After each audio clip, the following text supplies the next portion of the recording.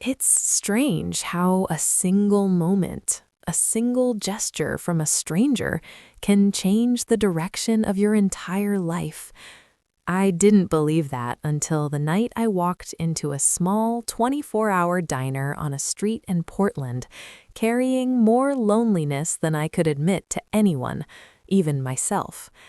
I had moved to Portland 3 months earlier after losing my job in Denver.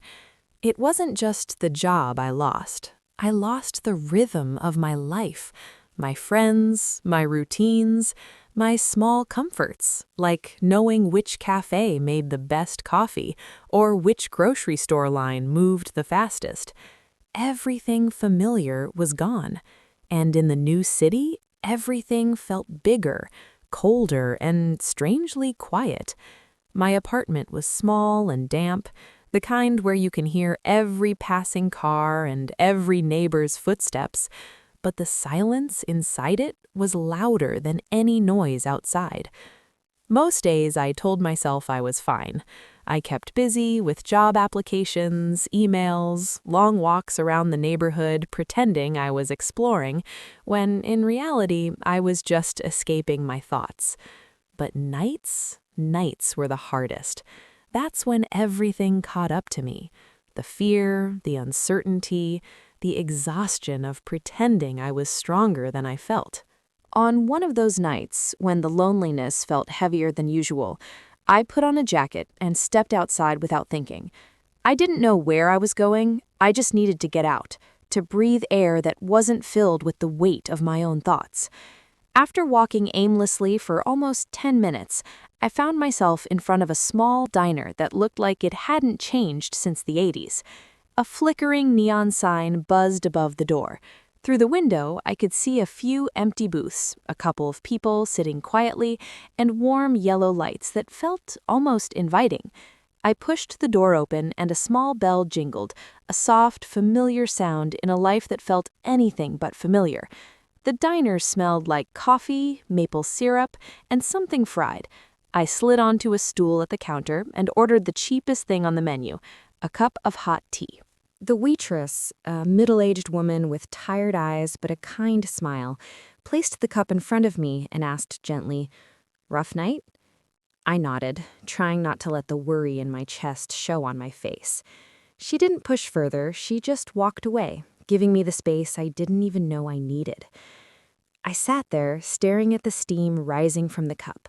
I stirred it slowly, over and over, long after the tea had cooled. I was lost in my thoughts, replaying every mistake, every failure that brought me here. The missed opportunities, the friendships that faded, the job I thought was secure but slipped away without warning. The fear of calling my family and admitting I wasn't as strong as I wanted them to believe. Every thought echoed inside me until the noise became overwhelming. That's when I noticed her, an older woman sitting alone in the corner booth. She had silver hair pulled back into a loose bun and a small leather journal open in front of her. Every few minutes, she would write something, sip her coffee, and look around the diner with soft, thoughtful eyes. I didn't think she noticed me, but she did. At some point, I wiped my cheeks and realized I had been crying quietly. I felt embarrassed. I looked down, hoping no one saw. But when I looked up again, the woman was standing. She took a slow step toward the exit, then paused. Instead of walking straight out, she walked over to me. I didn't look up until I heard the soft sound of paper sliding against the counter. She placed a folded note next to my cup. She didn't say a word. She didn't wait for me to react. She simply rested her hand gently on the counter, as if to steady the moment, then turned and walked out into the night. I stared at the note for a long time. My hands trembled as I opened it.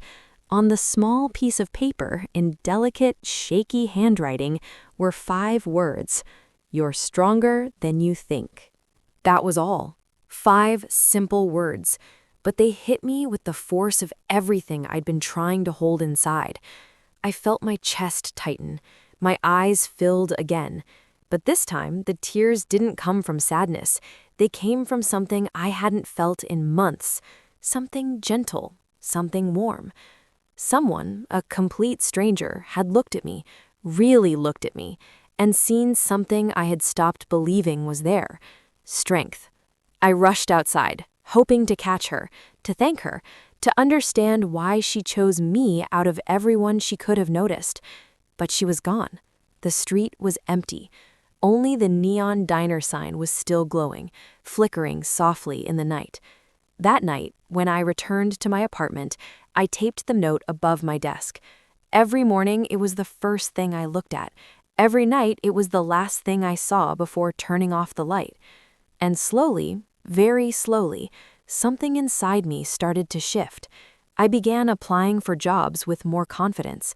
I pushed myself to go outside, even when my anxiety told me to stay in.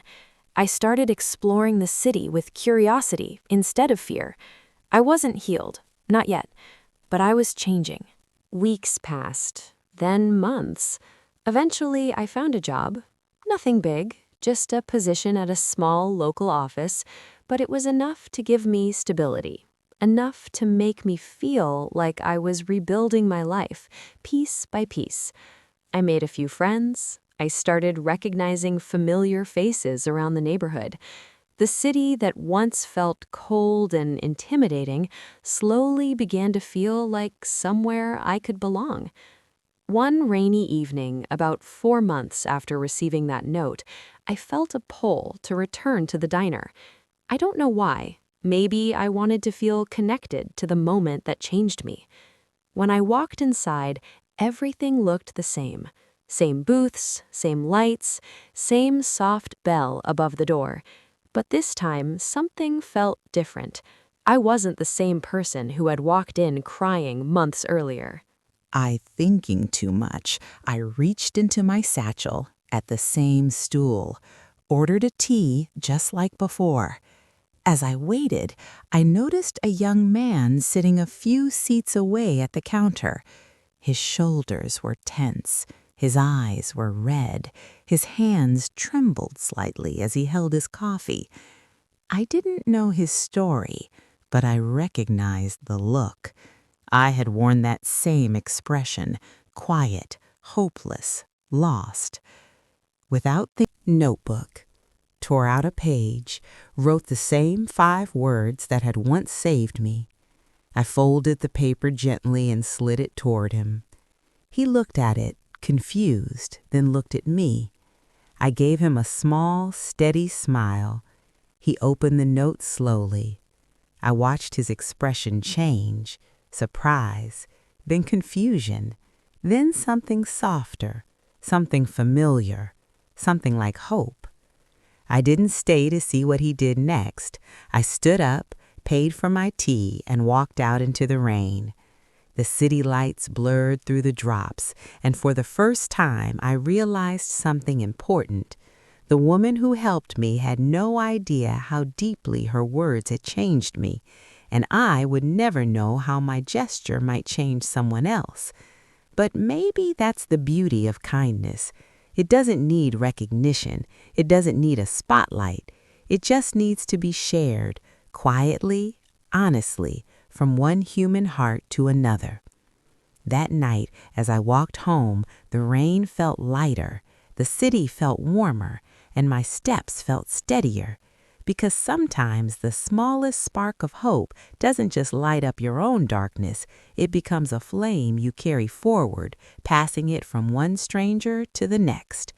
And maybe, just maybe, that's how the world becomes a little softer for all of us. Let us know in the comments which country you're watching from, and if you enjoyed the video, don't forget to subscribe to the channel for more videos.